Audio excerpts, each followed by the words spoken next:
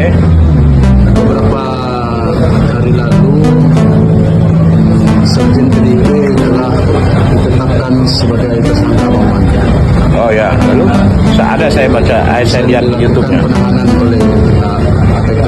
Ya.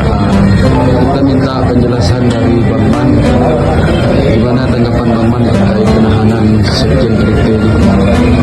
Jadi begini, saya sebagai masyarakat awam di bidang hukum, tentunya KPK menetapkan Hasto sebagai tersangka, ya tentunya sudah melihat atau menyelidiki dan sudah terdapat ya minimal 2 alat bukti gitu.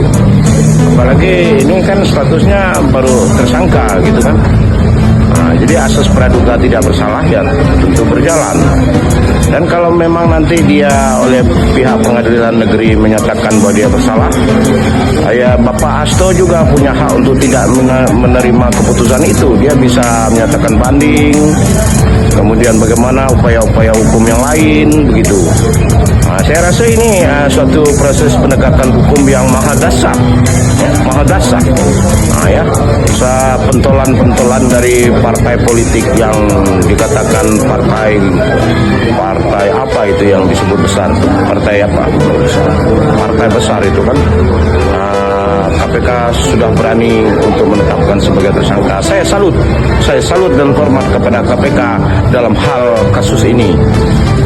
Apalagi yang mau ditanyakan? Soman, ini kan pernyataan dari PDIP bahwa kasus Mas Hasto ini sangat syarat dengan pemuatan politik ini, Bang Man. Gimana, Bang Man? Ya saya rasa kalau yang namanya kita hidup bernegara, dalam semua hal itu ya tentu aja ada politiknya. Sedangkan aturan-aturan dibuat itu kan produk politik semua, ya. Hukum dibuat itu produk politik. Jadi dalam kehidupan bernegara itu tidak lepas daripada unsur politik. Jadi kita tidak bisa mendefinisikan politik itu secara kecil gitu, hanya sebatas partai politik, tidak bisa.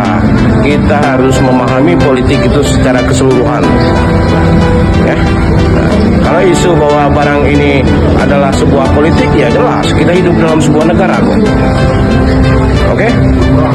Belum berapa. Bang Man, apakah ini kasus ini ada campur tangan dari para atau dari pihak-pihak tertentu, karena ada juga pernyataan bahwa Pak Hasto ini memang begini, Bang Man, karena ini sebentar lagi mendekati Kongres PDIP Perjuangan ini, Bang Man. Nggak bisa lah, ini kasusnya kan sudah sangat lama. Mungkin ini PR dari zamannya Pak siapa KPK yang diganti itu, Pak Bauri kan, Firly Bahuri kan. Ini PR kemudian dilanjutkan dengan pimpinan KPK yang baru. Saya rasa ini bukan insidental. Ini sudah melakukan proses penyelidikan yang sangat panjang untuk menetapkan seseorang menjadi tersangka. Itu tidak sembarangan kok, ya. Jadi saya ini tolong dipahami, beri kesempatan kepada KPK untuk menyelesaikan kasus ini. Karena KPK hanya mengantarkan barang ini ke pengadilan. Yang menentukan seseorang bersalah atau tidak itu adalah para hakim.